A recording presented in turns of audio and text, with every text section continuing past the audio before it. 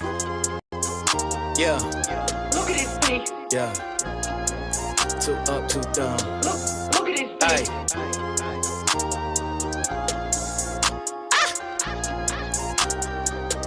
Yeah. Yeah, I wanted the crown and to be celebrated. I rented a tux and I ordered a mink. Stood in the mirror like mama, I made it. Proceeded to brushing the teeth in the sink. Caught me a grill and I'm so melanated. I polished the chain, I ain't gold in the link. And I got me a baby who gave me some babies. I'm raising a lady and building a king. Too cold, you too busy running with another man lane, I guess. Yeah, too bold. I be running on the one way, never change my set like, I don't ever use my signals, yeah. I be in the lane myself, yeah. I don't gotta change my mental, yeah. And I ain't gotta chase my wealth, and I accept my daddy got a kingdom, and everything I ever got is his. If I ever got a problem, I'ma seek him. I never doubt him, been about his biz, oh man, been there. I ain't gotta ride on the wave when the ocean is his. Close with the kid with a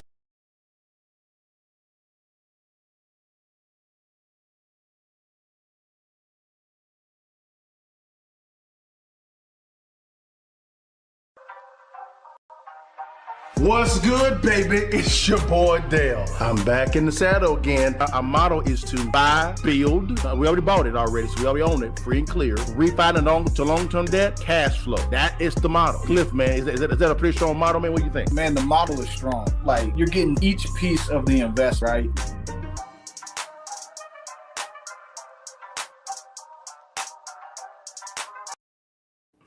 What it do, y'all? It's your partners Dale and Cliff back in the saddle again for another edition of Real Estate Friday Live, guys. We calling it the Investors Edge. Cliff, what's going on, big time? How you doing, big dope? Man, doing good, brother. How you doing? Man, doing just fine, man. Hey, did we get the bag today? Oh man, I got the bag today. We got that bag, nice little big bag, man, which is pretty cool, man. Yeah, man, I got the bag too a little bit as well, guys. Well, we know we have a little bit of a late start, guys. We were actually talking through some real estate, which we're gonna bring you guys in a little bit on what we're talking about, guys. But guys, man, let's dive in this thing real quickly, guys, man. Hey, Cliff, man, here we go, man. Guys, before we do something, guys, not the current market analysis, my bad. Like, share, and subscribe, guys. If you're on a platform that you have a little bell there, click on that thing. So when we come live, you come kick it with Cliff and I. Cliff, real fast, brother, little sports. Man, what you think about the Mavericks and their trades, bro? Oh man, so I'm glad I got rid of AD. Praise his name. Hallelujah. I mean, he's good. I mean, he's a great player, but if you can't play, you were zero. So this is what I was thinking about earlier with everything that went down with the Mavericks and all the trades they have. At the end of the day, and I'm gonna ask you because I know my answer. We got Coop, so we had to get rid of Luka. You could call it luck, you could call it fate, you could call it whatever you want to. At the end of the day, we got Coop, and we had to trade Luka. Would you take that trade today, straight up? If the Lakers picked up the phone and said, "We want Coop, we'll give you back Luka," you take that trade? Nope. Right. Nope. No, sir. Here's the reason why. It's because Cooper Flag plays defense. He plays both sides of the ball. He's a great defender, right? Great defender is what he is, number one. Number two, he can finish with either hand. Right. Number three, he can also run the point as well. He's more versatile. And I think he has a higher IQ than Luka. You think? I don't know. I would say no, because Luka's a point guard. Luka's a point. So I think he's averages 10 assists a game. But to me, Coop's upside is higher. I mean, I think because look where Luka is today. Coop at 26 in 7 years from now. Yeah, I can see him dominating. Yeah, it is. It is dominating. But what I'm saying is this here. I believe that of course Coop's upside is a lot higher. But I believe that right now, I believe his IQ is, as I think it will be higher than Luka's. It will be. Watch, because Luka don't play no damn defense. No, none. And Coop is a defensive monster. Yes, right? Sir. Man, I saw him do a chase down yesterday. I was like, I ain't seen that since LeBron. No, I ain't seen it. The boy is athletic. And like you said, finishes with either hand. Both and I just never seen somebody at 19 doing what he's doing other than LeBron. Them two the only ones. Yeah, he can't have no alcohol, and he balling like this, y'all. That's a grown man. That's a grown man, bro. Yeah. I like the trades. I like the trades. We got a lot of young fellas, which is good. We got a lot of bad contracts off the books, which is great. Right. Yeah. We have a couple first rounders, a couple second rounders as well. We have some tradable material. I would not be surprised. I'm gonna say it. I would not be surprised if the Mavericks go hard after Giannis. Ooh. Because they have the assets, the picks, and you throw in the Bagwell, Tyus Jones, who they got, Middleton, who Middleton used to play for in the past as well.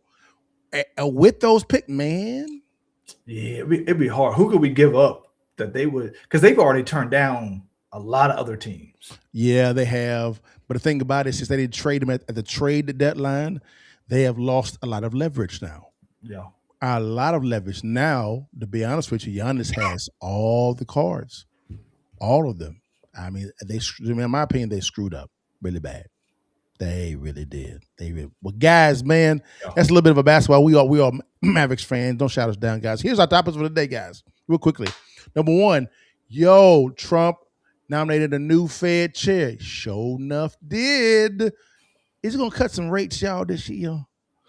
And will it be aggressive? Number two, position a property for the best appraiser. Guys, you have a licensed appraiser on the screen. We're going to talk about what you should be presenting to an appraiser to get the best value if you're going for as is and ARV. You need to write this stuff down because you are getting this from a licensed appraiser and a lender. Number three, what properties should investors be buying today? Is it 4-plexes, 8-plexes, 32 SFRs, burn downs? We'll talk about all that. And lastly, maybe we're going to give you guys an edge on what you want to do today in today's market. But guys, let's dive this real fast. Yo, Cliff, man, new Fed chairman is in town. When does your boy walk out? Is it this month? Your boy? Oh, the new Fed. Yeah, I think it's this month or next month. Okay. So next month.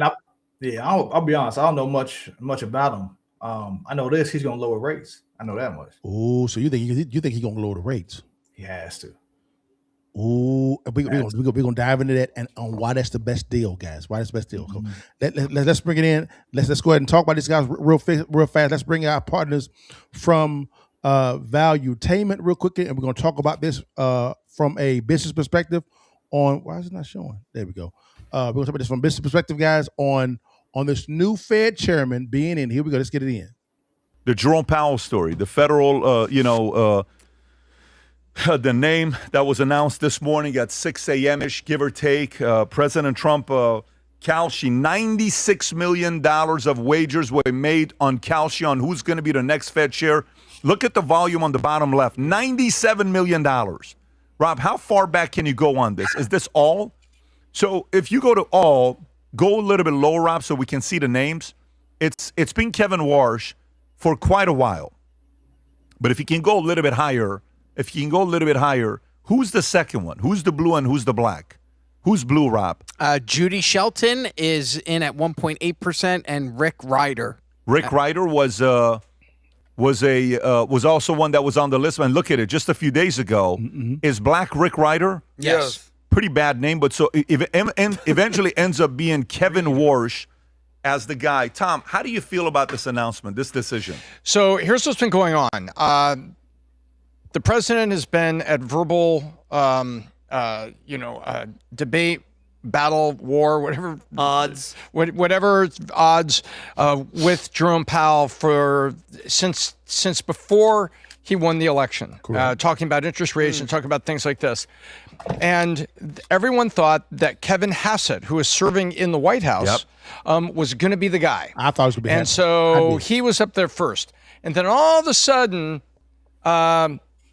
many people, including me, think Kevin Hassett maybe sounded a little too measured in public because Trump clearly wants somebody to run the Fed that aligns with him and Scott Bessent on interest rates, specifically with the president. Okay. And so Kevin Warsh's name came up. Mm-hmm. And then Kevin Warsh was like the leading candidate for a while. And then over the last 3 weeks, there was a little bit of shift that happened.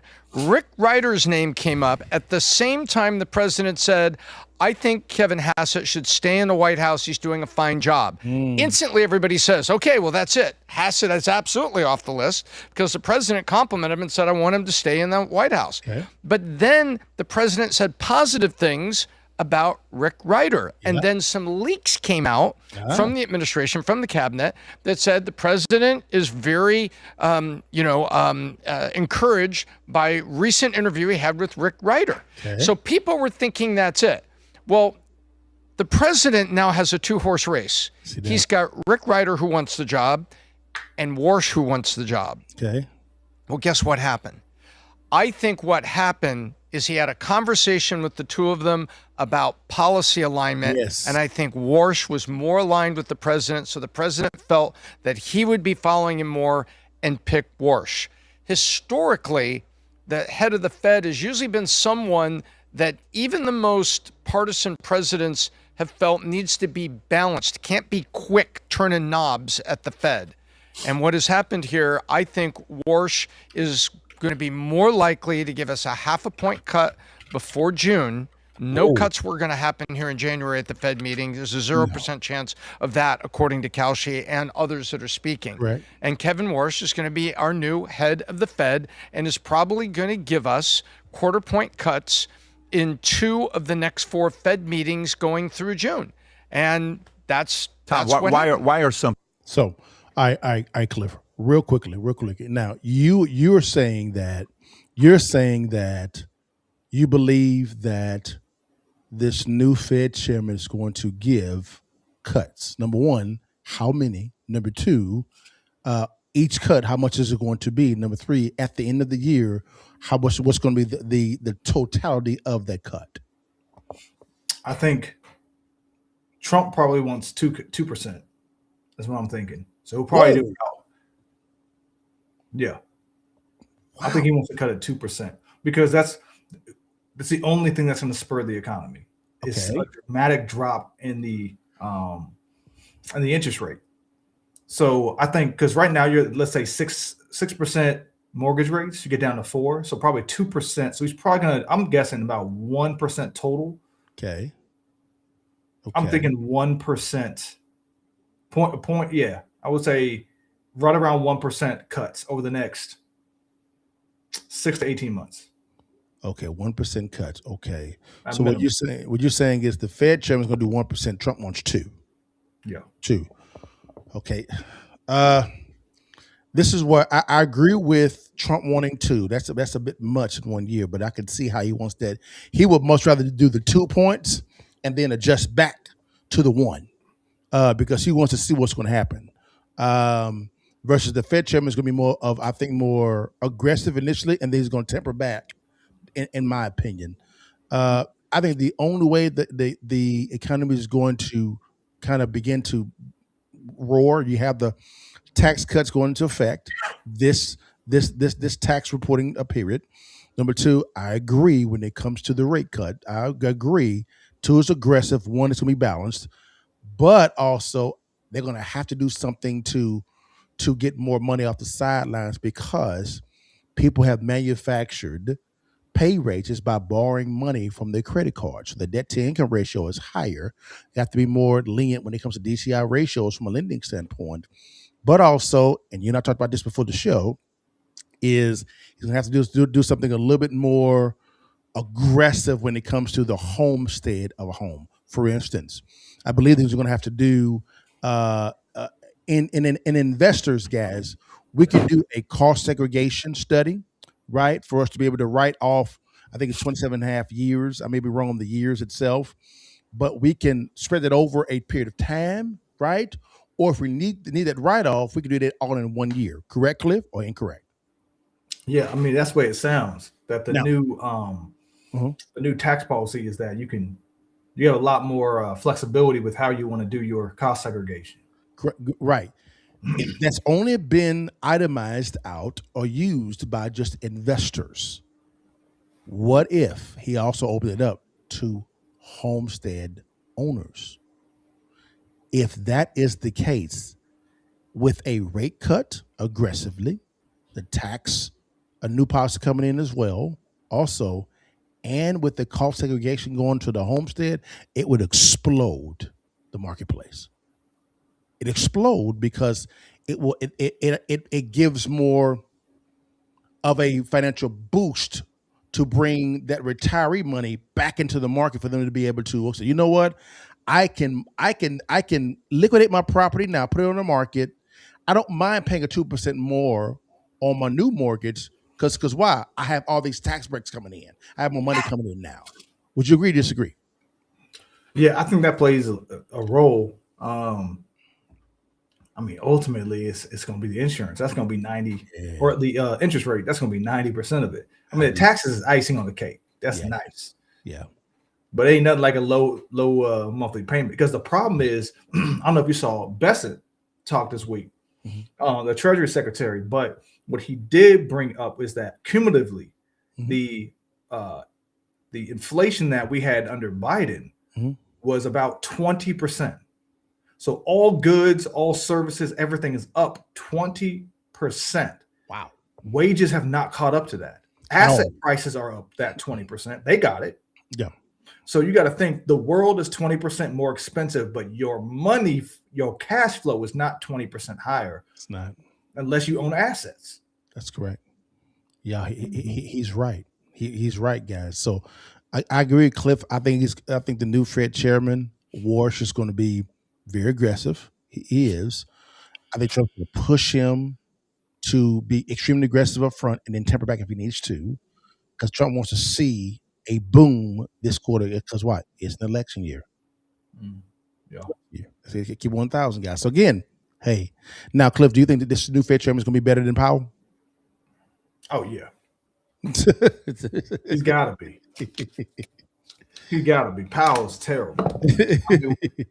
I would say he should be fired for, I don't know how long, 2 years, 3 years. It's been a long time. Yeah, it's something, man. He's been very political. He has been projecting a lot of bad stuff, saying this is may happen, and it never does. You and I could have did a better job than he did. Yeah, I mean, he doesn't have a goal. Every week it changed, every month it changed, and he paused for a minute and then started again and then paused. Like what? So what are we? What are we doing? And it's fine if he had a goal of what he was trying to do, but he didn't. Yeah. No, he didn't. He raised the interest rates real fast, but then I'm gonna cut them real slow, and now the economy stagnates. Correct. Why? I don't even know. But hey, guys, new Fed chairman. I think he's gonna be aggressive. I think as soon as he's appointed, I think that first meeting, rate cut, quarter point. Quarter point. Off the rip. Yeah, I was thinking quarter. Easily. Quarter. You don't think he'll do half up front? I mean, he would set a precedent. If we know it would be, the market would rip. If he did a half basis point first one, it would rip. I think that's what he's going to do. I think I'm going on a limb. I think he's going to do a half point up front. Half point to say. Do you think he would just do? I mean, the biggest thing he could do is half a point on the first one, half on the second one, and then do a quarter and set that base. Yep.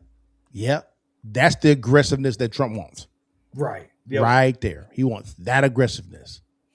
Because that would the market would just fly up. Money would be, you would see the mortgage interest rates drop probably to about 5, 5.25.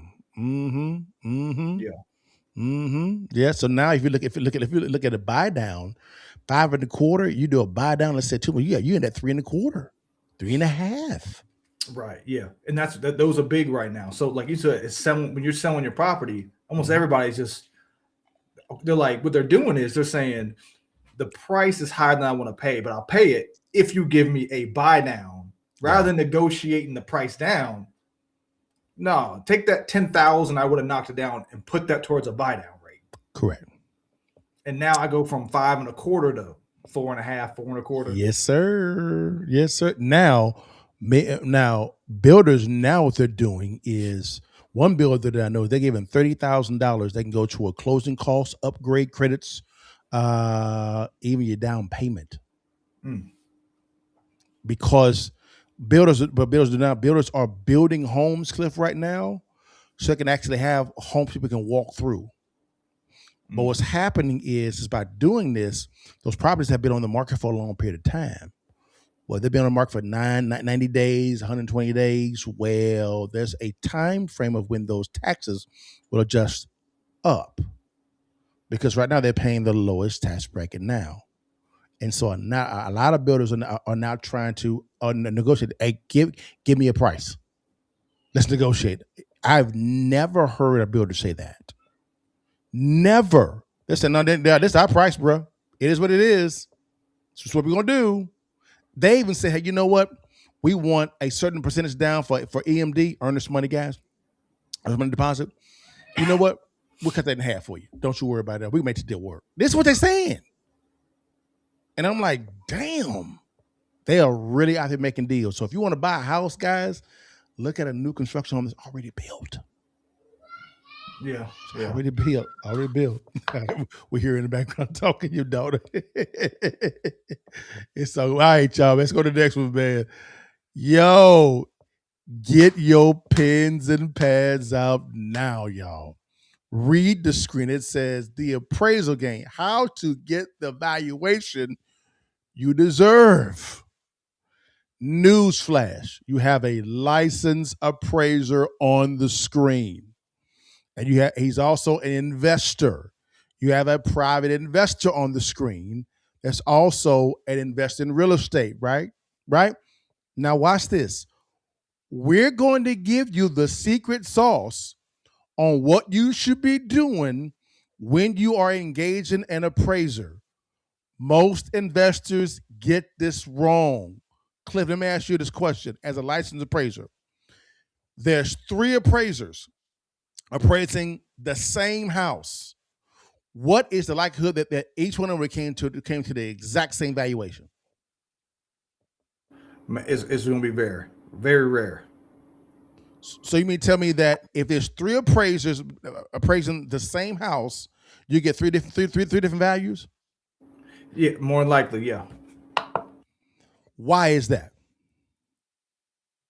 Because it's well, it depends on what you're valuing. Now, if you're valuing a single family home, then it's going to be more discretion.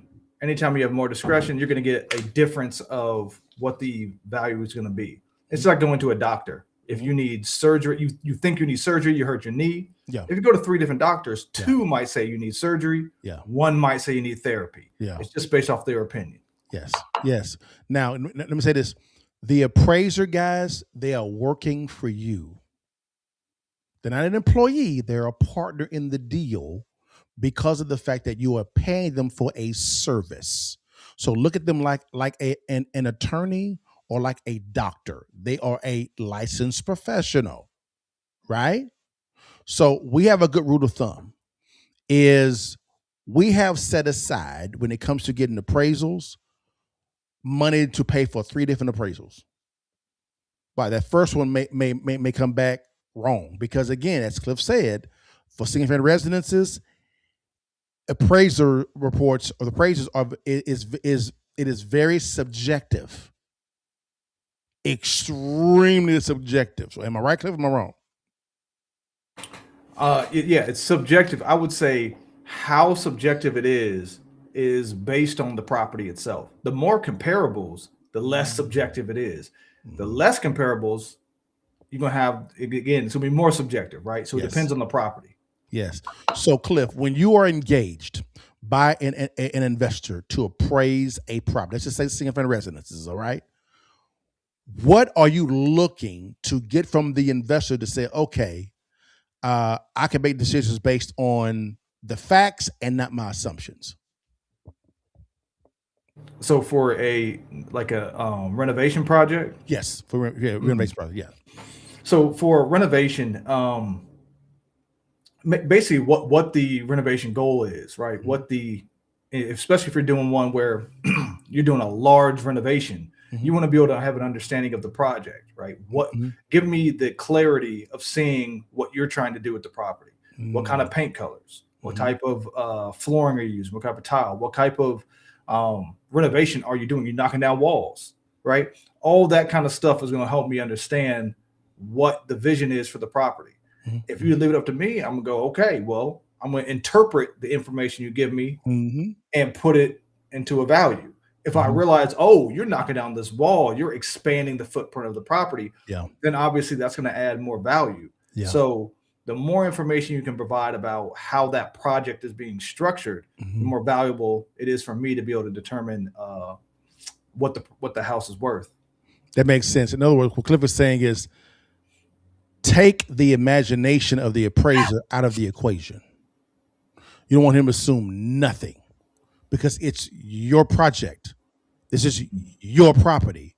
So tell him how you want to do your property. For instance, for me, I like to look at the comparables in the subdivision. And if I'm doing a renovation project, I want an example property of what I want to do to my property, a finished product. So I will pick that property. Then what I would do, step 2, is I look through that property and I want to know all the materials that was done with that property. I want to know what type of flooring it used, what type of countertops it uses, the backsplash, what type of paint it's using. I want to know all the materials it costs. I know what the labor cost is because I have a GC already. I want to have the materials because that's the example. Did they paint the outside? Did they paint the brick? Is it siding out there? Do they have a fence around it? I want everything there. Is what I want. Then what I do is I take those materials and I apply it to my property. Because why? That's my vision. That's my example. So now what happens is now I use that to construct with my GC my scope of work. So now I have the vision that I actually have, the example property.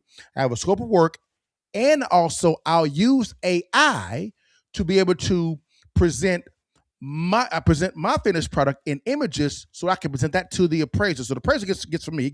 It gets. This is the subject property that I'm using as my example. Here's my materials, right? Here's my scope of work, right? And here's what the finished product is going to look like after I get done.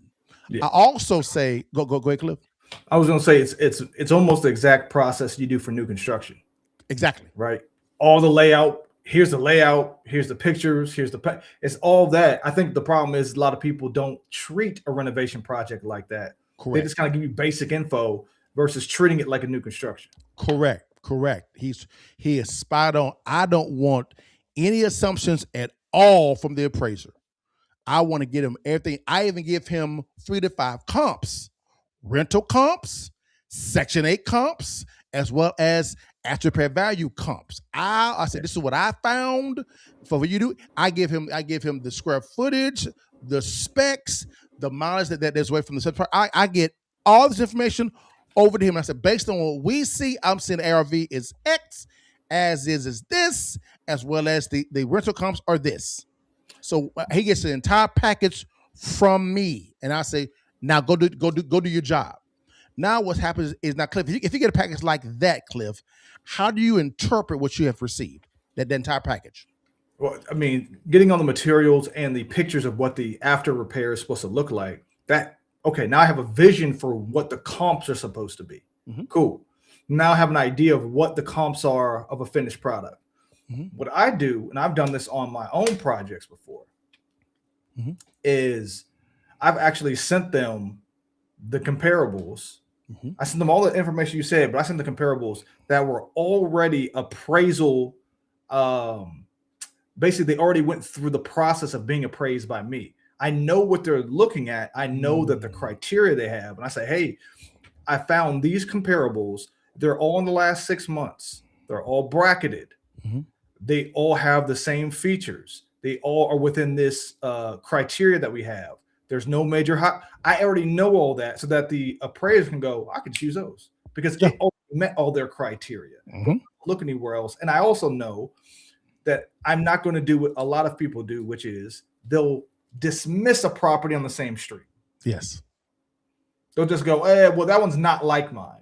But they don't realize that that's some information. Correct. It's giving you, it's on the same street. So at least the location of value. Correct. Is giving you some information. Okay. So, but I do all of that ahead of time. So mine have been way more accurate. Yes. Yes. Again, guys, Cliff is spot on. Again, this is a licensed appraiser talking to you guys. This is someone that's actually in the market appraising properties now. So write all this down, re-listen to this again, guys, because earlier on in my career, I would get upset because I would get a bad appraiser give me a bad report. And yes, the report was incomplete or into my standards, but then I had to self-examine myself and I said, wait a minute, what am I presenting to him? Because I was getting all of these assumptions. For instance, one appraiser who did a trash job, it was bad. He smuggled in the materials for what I was using for the project. He thought I was going to put carpet in each of the rooms. I said, wait a minute, where did that information come from? He said, well, it's on your work. I said, it's not here. What are you talking about? But because I did not give him the materials of what I was going to use, he assumed that into his train of thought. That was on me. He was wrong, but it's my project. That was on me. Cliff, would you agree or disagree? Yeah, I mean, he's going to make some assumptions, you know, and then you also have to look at, you know, carpet. I tend to find that that's it doesn't make a big deal on carpet until you get to a certain price point. Yeah. So that also depends there too. Man, there's so much to go over that I could break it down for you about carpet, when it's useful, when it's not, at what price point does it really make a difference? Hardwood, laminate, tile, how those are viewed differently in the marketplace. Design styles, man, there's a whole bunch of things you have to understand, but that's why the clarity is important. Now, because as an appraiser, I know all of that. Yes. So I'm making an assumption going, well, I'm guessing this and this. If you just tell me, cool, now I have something to go to the bank with and say, this is what he told me. Yes, information. He gave me this information. Now, Cliff, there is a train of thought in the marketplace when it comes to pools. People believe that pools add a lot of value to properties. Is that correct or incorrect? Well, I'll just use DFW as an example. I've ran the different analysis regression models, paired sales analysis.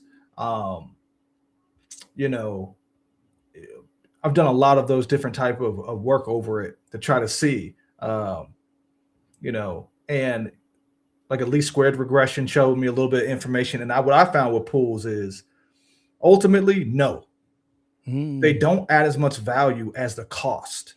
The reason why is because when you're thinking from a buyer's perspective, if somebody wants a pool, then they will specifically look for a house with a pool. Correct. People who don't want a pool, obviously it's the opposite. And then there's some people in between, they don't mind. If it has one, great. Right? You have to understand what's the percentage of both. I would say 70% of people don't want a pool. Agree. It's a lot more money. It's a lot more hassle. Correct. It's going to be a niche view of people. So that means to those people, it's worth it extra. But to the broad market, it's not.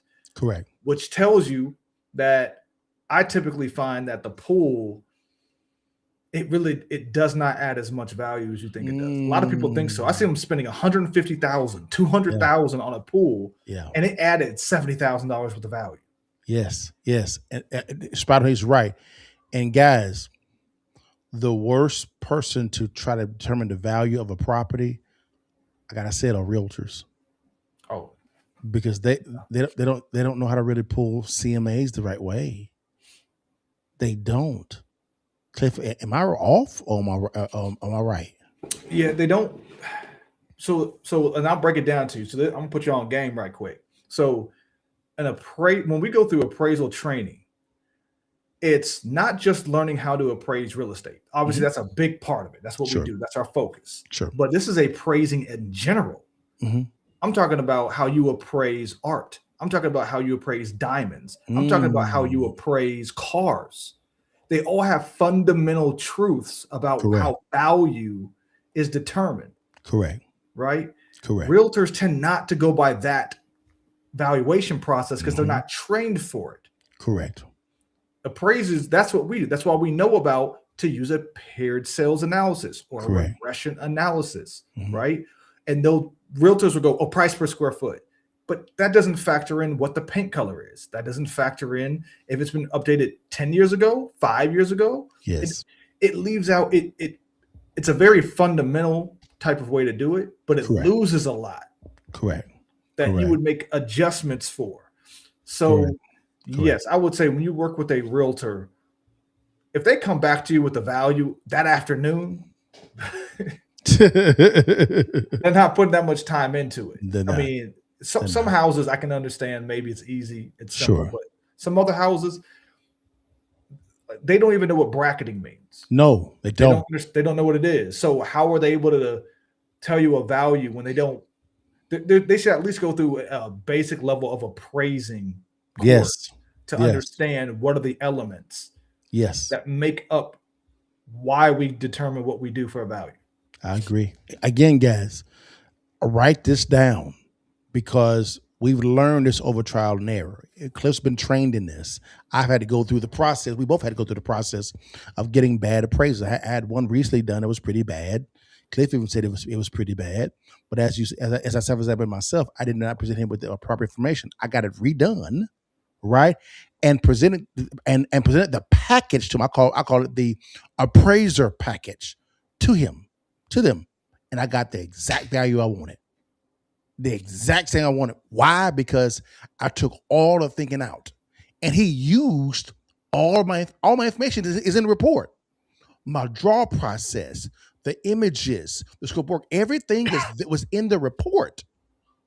My comp in the report is right there. I said, "Oh wow!" He said, "You gave me some information. I'm gonna use it." So again, guys, make sure you present the right appraiser package to the appraiser. Right? If you want to know, if you want to get a kind of a line by line of what that is, I'll put that together and give it to you guys. Not a problem with it at all. It's real simple at all. It's real simple, guys. And Cliff, you want to say anything at all before we move on to the last thing? No, I think that's kind of puts everything in its place, man. Just but again, hit us up, holler at us, man. We gonna be able to help you out and help you determine really how to look at a property and determine the value. Correct. And lastly, guys, hey, now that you understand how to present the appraiser package to the appraiser, now in today's market, what real estate investors should be buying right now. Now, let me bring in one of the OGs real quickly, Grant Cardone, real fast, and he has a different perspective on what type of real estate you should be buying. And Cliff, me and Cliff are going to talk about it right here as well. Again, he is an OG. He's one of the greats. I got to give it to him. He really is. Let's dive into it real fast. This is Grant Cardone. Let's get it in. Talking real estate. What are you hearing in the multifamily space, the single family space? What are your predictions? So the single family, there's nothing going to happen in single family. Everybody that's waiting for a deal on single family, like you're 10%, even if it comes back 10%, right? The house is $440 and the guy discounts at $44,000. You still it's not coming down 50%. Yeah. There's just not enough housing stock. And there's not enough housing where people want to live. Mm-hmm. And then there's not enough desirable housing. Like my mom, when she passed, she had a little 1,500 square foot house in Lake Charles, Louisiana. She lived in it for 25 years. By the time she died, the town had moved past her. Mm. And, everybody started in Lake Charles, Louisiana. They were now buying in the south west portion of town. And the northeast had lost kind of its appeal over 25 years. That happens all over the country. Yeah. And now the house is old. It's 25 years old or 30 years old. It's going to have lower ceilings. This studio won't be here in 30 years. We'll have some new technology. Nobody will value this room. Yeah. You know what I'm saying? So, and that's the problem with housing. Like you can get a good deal. If anybody wants to steal a house, go to Mississippi. You can buy one for $8,000. Yeah. Yeah. You can find a cheap house somewhere. 4.5 million. 4.5 million. This all this stuff about housing. There's a shortage. Well, not really. There's a shortage of desirable modern housing in particular locations that's affordable. We were actually, him and I were on the golf course talking about this because when you called in, we were talking about his Section 8 portfolio. Yeah. And you're like, oh, yeah, you big bad investor. I got 30 rentals. You got 30 rentals. You're going to these guys are scared of you. But we were actually on the golf He course. would be considered an institutional Yes, he investor, would. by the way. You're a threat to the marketplace. Oh boy. Everybody was saying I was wrong. Yeah. Everybody was roasting me. No, you would be. You bought 30 of these, dude. How many you live in? One. Okay, good. You're the problem with the marketplace. Yeah. You, a man of Jesus, Amen. are the person that has caused and created all the problems in the housing market. And that's why all the housing's so expensive today. But here's the deal. You see, what he did was he accumulated 30. He should try to get to 300. Amen. His next target should be at a zero. He should build 300 of those Section 8. Like if I was doing Section 8, dude, I'd go get 300 and then I'd get to 3,000. I'd build a big, massive portfolio. I was with Fannie Mae last night. The guy that this is the guy. Their mandate this year for affordable housing. What's your average rent? 1,500. That's your average? Yeah. Yeah. I don't even think that's considered the affordable. Their press for affordable is like under $1,100 a month. But what I've noticed is like Section 8 pays more. So like these houses would rent for $1,200. Yeah. But they get $1,500 from Section 8. Yeah. What a scam, dude. Oh no. What a scam, bro. Yeah. See, that's the problem. Oh, That's the problem with our government, though. Like every one of these programs ends up being exploiting the taxpayer. Because anyway, back to this, they're going to throw money. You should meet this dude because they have a mandate. You ain't gonna meet him in this room. So they have a mandate, dude, to push that money into the marketplace to guys like you that are putting that together. Amen. So I'm not going to do that. So I can't believe. So Cliff, Section 8. What do you think about what you're saying about Section 8? I mean, Section 8 is cool. I mean, the appeal of it is that you can get two parts, right? A little bit higher rent, and it's guaranteed. Yeah. But you also are getting the government involved. Okay. I agree. Me, I don't like Section 8. I'll do it. Okay. But I'm not a big fan of Section 8 necessarily. Only because I'm not a fan of additional regulation and additional hoops you have to jump through. Okay. You have to sign up. You have to get on board with them. Then the tenant has to submit their paperwork and all their information in order for it to get approved. You have to get approved. That whole process could take 6 to 8 weeks. It can. And then get denied. It can. You're right. So it's kind of a hassle. If you get somebody and you go through the process and you understand it and you're in an area where that works out well and you know the people at that city or that county, cool. Interesting. Do your thing. Now, I can agree. You have to really vet a Section 8 tenant. Mm-hmm. I mean, you have to really vet them because they are responsible for a certain portion of the voucher that they're getting. If the voucher's for $1,500, they may be responsible for $200 of that. $1,300 is coming from the government. Now, here's a big thing about it: is you sign that. Sometimes they don't pay. And they know the game so well, they know how to manipulate the system to where you can't kick them out. Now, if your debt service is $850 a month and you net it $1,300 a month with Section 8, are you complaining? No, but you have a raucous type of tenant in that property, and if things can go bad, and they can cause a lot of damage to that property. I had a horror story with a Section 8 tenant before. Horror story. I bought a property in South Dallas, Lancaster. That's the first mistake I made. I bought it in Lancaster. The hood. The hood. And Cliff, when I tell you, man, they got mad. They were selling drugs out of the crib, man. Had to kick them out. When I kicked them out, Cliff, they destroyed that house. I mean, they took the electric meter outside. I mean, they destroyed that crib, bro. It was bad. Mm-hmm. So again, Section 8 is cool, but just make sure you vet the heck out of that person. Gonna have to. Yeah, you got to, because you don't know. I mean, at the end of the day, you don't know. That's why that's why to me the best rentals really are in I would say middle class, slightly below middle class neighborhoods where you don't have that. They pay rent. Yeah. Your house doesn't get destroyed. Yeah. So whatever the rent is in the area, let's say you take the average of the whole area. Correct. I want to be 10 to 20% higher. Yeah. That's who you want. Yes. And Liberty Twitch said on audits on Twitch, it says, and don't expect the police or prosecutors to care. They don't. He's right. They don't really care. Specifically, if you're in a more liberal leaning area, they don't care. They don't. You're last one on the totem pole. They don't care at all. So again, just make sure that you vet Section 8. Now, what you could do is if you have a good realtor that can really market the property well online, I'm talking about using social media, really qualify your realtor if you want to lease the property out, or property manager, and really push them to be good marketers.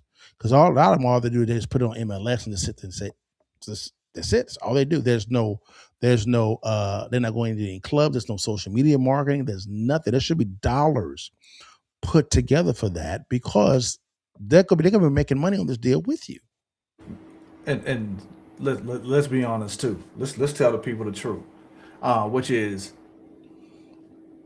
listing your property on the MLS is very simple to do. That's most likely what your realtor is doing. Yes. And that's going to cover 90% of your buyers. Yep. Because that gets distributed. There's actual companies like Zillow, Redfin, Trulia. They capture that MLS information and they redistribute it not only across those sites, but thousands of others. Correct. Which means it's already posted online and 90% of people go into Zillow or Redfin anyway. Yeah. The only other 10% there is in marketing is, you can do some, Facebook marketing and all that kind of stuff. Or you might even have a list that you have of people. But that's very rare that you're going to have somebody that happens to want that house in that neighborhood. Correct. That realtor happens to have that person. Yeah. That's going to happen very rarely. Most of the time, it's just the MLS. That's Correct. what puts it out into the world. That is correct, guys. So again, you got to really be a good marketer and really push your realtor to be a great marketer to get as much visibility that you can get outside. I'm talking about locally. Like Cliff was right, online it's covered. It's covered. But locally, what are you doing locally? What guerrilla marketing you're doing? Who are you talking to? Are you holding open houses? What are you doing? Let us know what you're doing on the ground. Because 9 times out of 10, they ain't doing nothing but just put it on MLS and that's it. That's it. So, well, guys, man, I hope we guys added some value to you today. We kind of went in the bag a little bit today, guys, which is pretty good. Real quick, guys, before we get off, again, you got the honor of talking to a licensed appraiser, guys, about what's going on and how to really attract the right type evaluation for your property. Hey, what if you could actually talk to this individual one-on-one and consult on your project from a GC standpoint, as well as from a appraiser standpoint? Well, this is Cliff Hunter Appraisers. Cliff, man, tell them about what's going on. Talk to the people. So just go to hunterappraisal.com. Man, just hit us up, call us, email us. Either way, do consultation, appraising. Just call us for whatever you're looking for in terms of real estate, and we'll be able to help you out. That is correct, guys. And also, guys, we are giving away a free distressed property ebook. I tell everybody, you make money when you buy, not when you sell, guys. If you master the skill of locating distressed properties, guys, you can buy correctly at the right price point below wholesale, draft or construct the right scope of work or SOW. Okay, right? Get the right financing in place, execute well on your project, right?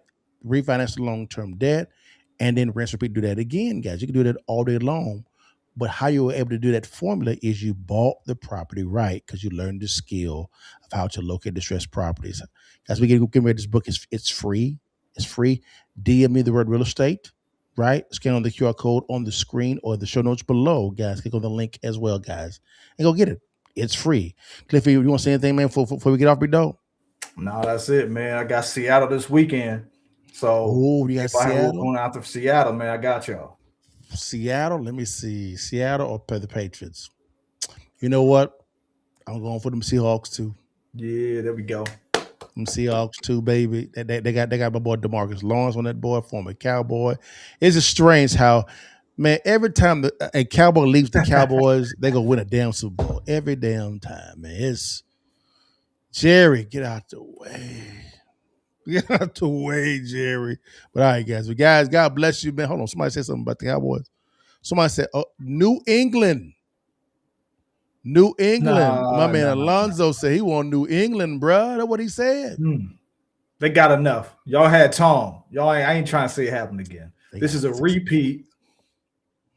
They got 6 of the boys. So you mean to tell me Drake May he ain't gonna have a career game against the Doomsday defense? I don't think so. I think Seattle got a good offense. They do. I think they got it. I think they got it, man. They do. What's the score? 24-17.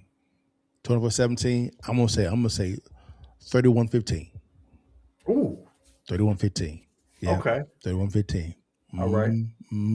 Well, guys, man, enjoy the game, guys, man. Get you some wings or something. Eat good. You know what I'm talking about? Because I know I sure am. You know what I'm saying? But guys, God bless you. You know how we end it every time, guys. Before you see you out of can, you look a little better than you. You see that thing, guys. See you guys next week, guys. All right, y'all. Holla at y'all, man. Peace.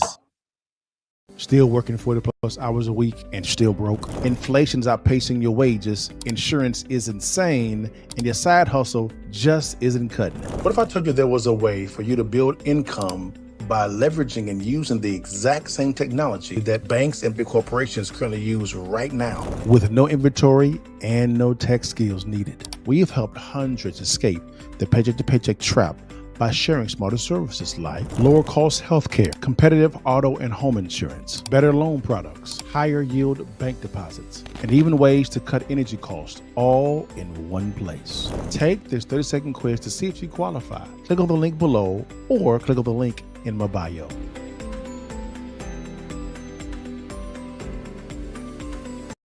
My whole thing is, one thing I hear a lot of the times when it comes to anybody in real estate is, I don't have the money or the credit or the time or the intellectual property. And I said, okay, no problem.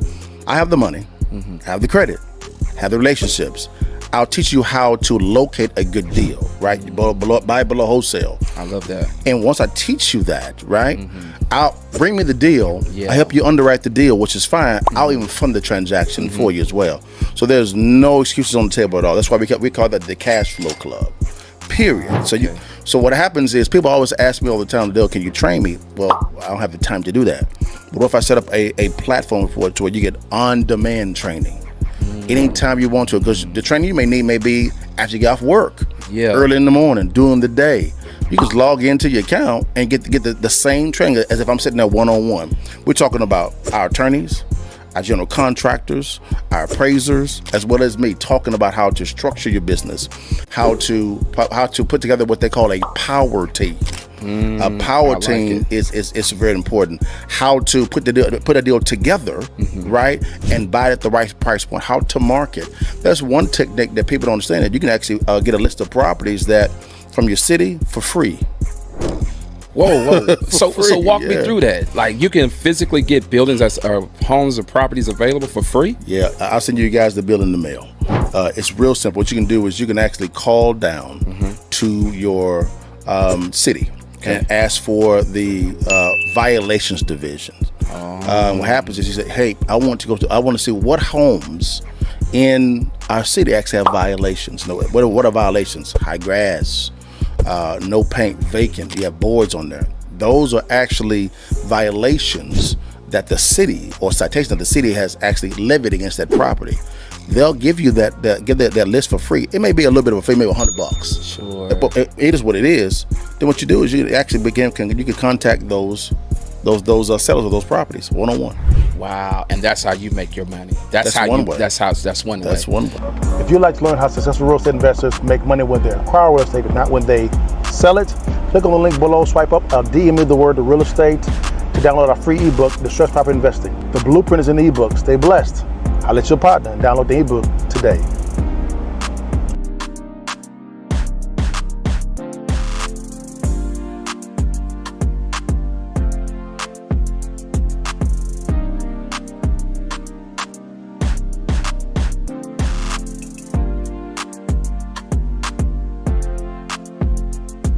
Bless God, give thanks.